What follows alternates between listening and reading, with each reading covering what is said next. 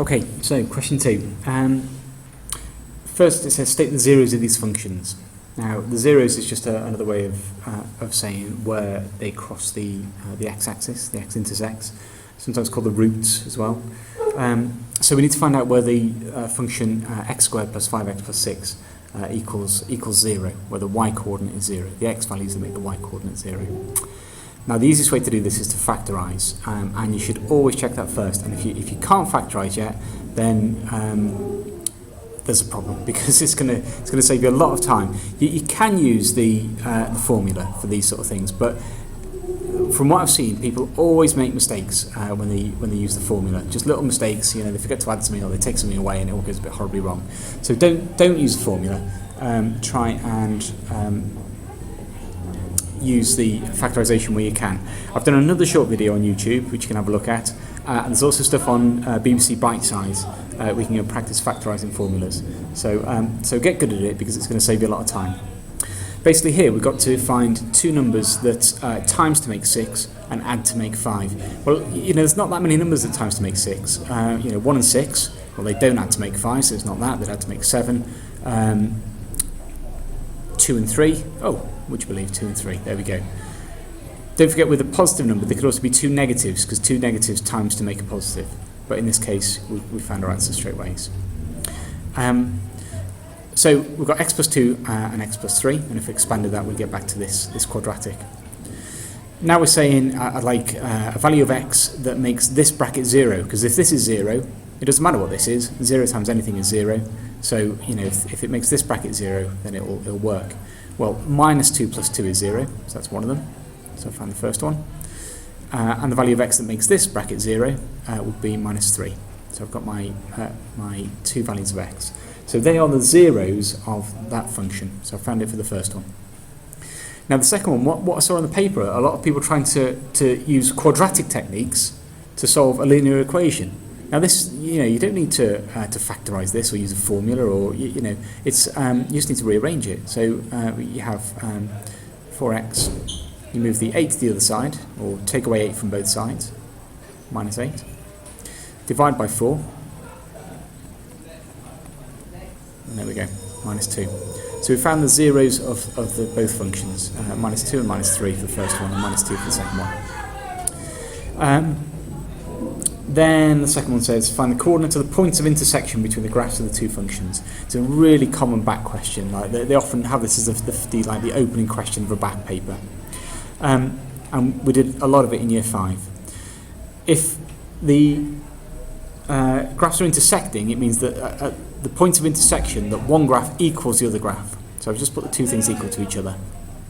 Then we're going to rearrange to make one side equal to 0. Just move everything to one side so it equals 0. So I'm going to move the 4x to the other side. I'm going to take away 4x's from both sides.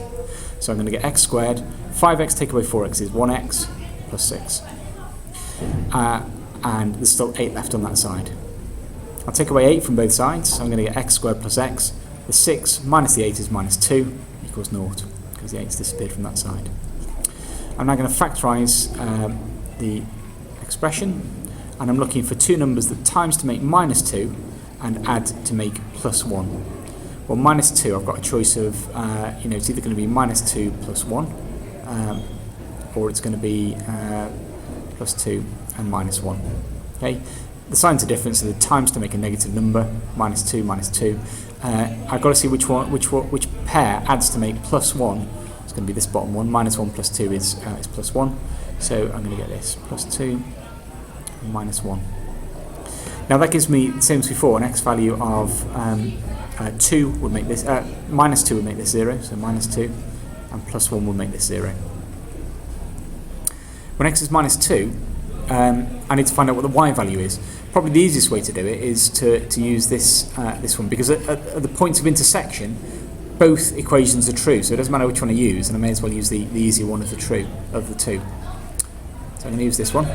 I'm going to put minus 2 into it. 4 times minus 2 is minus 8, plus 8, y is going to equal 0. And I've got my first coordinate, minus 2, 0.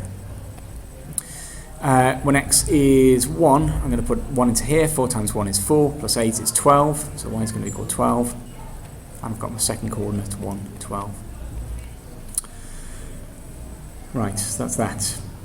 But you've got to make sure you put your coordinates. It says in the question, calculate the coordinates of the points of intersection between the graphs. So there's no point just working out the x values and not working out the y values. You've got to end up, with the coordinates of the points of intersection. And it would be better as well if you said, the coordinates of intersection are, and then wrote that down. But I've run out of space. Right, question 3. Sketch the graph of blah, blah, blah, blah.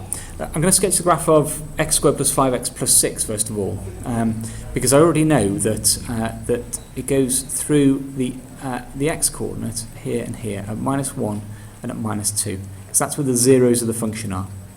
And also I know that because it's plus 6 at the end, if x was 0, like this would be 0, this would be 0, plus 6, so it must go through the y-axis at 6. Okay, so I've got a rough sketch of, oops, that's a bit rubbish, try it again, there we go, of that.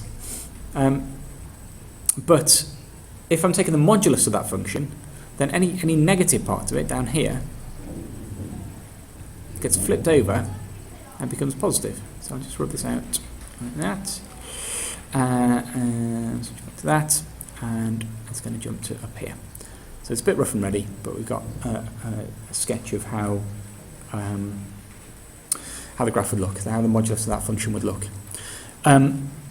It looks a bit scruffy on mine because it's a bit limited what I can do with this tablet, but yours should look a lot neater on your test because you can do a proper job of it with rulers and stuff. So make sure you do. Okay, that's the end of question 2, and I'll come back for question 3 in a minute.